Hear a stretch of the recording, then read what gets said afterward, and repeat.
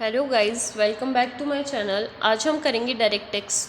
Direct tax में हमारा कौन सा चैप्टर चल रहा था? Suspend of trust and institutes वाला चल रहा था। उसमें हमने इलस्ट्रेशन 4 कर लिए थे। आज हम करेंगे इलस्ट्रेशन 5। वो क्या बोल रहा है? Following information of income and its applications are available of a trust for the assessment year 2021।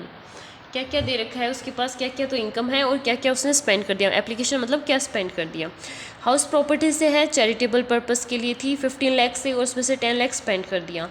Voluntary donation है जो of trust from identified person, जो कॉर्पस का पार्ट है, तो ये तो हम लिखते नहीं हैं। फिर वॉलेंट्री डोनेशन एनोनियस पर्सन से 30 लाख का है, तो 30 लाख में से हमें दो निकालने पड़ेंगे। एक तो नॉर्मल रेट लगेगी टैक्स की वो, और एक जिस पे 30% लगेगी। 30% कौन से पे लगती है?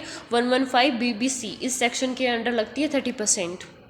फिर है voluntary contribution from identified person without any direction for use of it, 40 lakh दे रखी है और 30 लाख उसने स्पेंड कर दिए। अब हमें टैक्सेबल इनकम निकालनी है इसकी ट्रस्ट की फॉर द असेसमेंट ईयर 2021 के लिए। तो इसने क्या किया है, पहले तो हमने जो प्रॉपर्टी से थी हमारे पास, तो उससे इनकम कितनी हुई? ट्रस्ट को इनकम हुई प्रॉपर्टी से 15 लाख की, वो लिख ली। फिर है ये कॉर्पस का पार्ट है, इसे लिखते नहीं है। फिर है voluntary donation from anonymous person, इसको हमें दो हिस्सों में डिवाइड करना है, वो बाद में करेंगे, पहले आगे वाला देख लेते हैं। Voluntary contribution from identified person वाला दे रखा है 40 लाख, तो इस 40 लाख को भी लिख लेंगे हम। ये रहा 40 लाख। ये इसने अपनी प्रेजेंटेशन के लिए ज़्यादा लिख रखा है, वरना आप सीधा लिख सकते हो 15 लाख तो हमें प्रॉपर्टी से हो गई ट्रस्ट को इनकम, और 40 लाख ये वॉलेंट्री कंट्रीब्यूशन है। और इस जो ये 30 है, इस 30 को हमें डिवाइड करना है। वो कैसे करेंगे? हम टोटल जो कंट्रीब्यूशन है वॉलेंट्री कंट्रीब्यूशन, उसका 5% ले लेंगे या 1 लाख ले लेंगे। तो क्या करेंगे हम, जैसे कि हमें डोनेशन कितना है वो चेक करते हैं पहले हम। एक तो दे रखा है, ये प्रॉपर्टी वाला तो आएगा नहीं, वॉलेंट्री कंट्रीब्यूशन में कॉर्पस वाला पार्ट भी आता है, तो 80 लाख तो एक हो गया। 30 लाख एनोमियस वाला खुद हो गया। फिर 40 लाख टोटल कर लिया, ये आ गए हमारे 150 लाख। फिर उसका हम ले लेंगे 5%, तो 7,50,000 आ गया। या फिर 1 लाख ले लो या फिर 7,50,000, इनमें से जो ज़्यादा होता है, तो ज़्यादा होता है उसे हम नॉर्मल ट्रीट करते हैं। तो 7,50,000 है, वो हम एनोमियस डोनेशन के नाम से लिख लेंगे। लिख लिया। फिर इन तीनों का टोटल करेंगे तो ये हमारे पास इनकम आ जाएगी। अब क्या करते हैं, ट्रस्ट की इनकम आ गई। अब उसमें से हमें है कि जब इनकम आ जाती है तो हम 15% स्टैंडर्ड डिडक्शन देते हैं। तो ये आ गई हमारी 62,50,000 का 15% हम स्टैंडर्ड डिडक्शन निकाल देते हैं। तो इतनी अमाउंट हमने डिडक्शन की निकाल दी।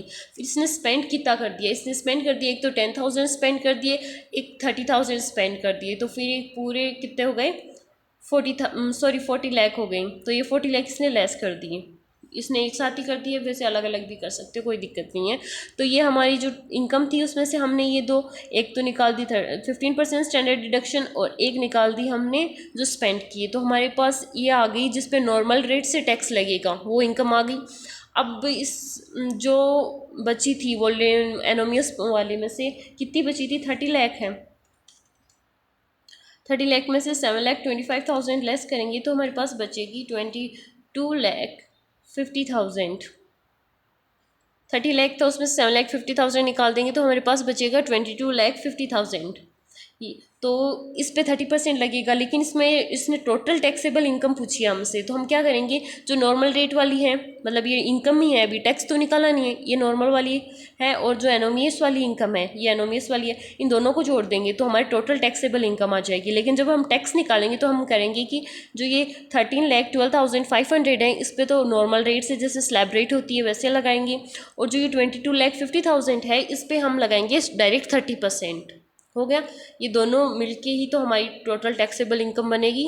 यही इलस्ट्रेशन कंप्लीट होता है। कुछ ना समझ में आए तो please comment. Thank you for watching.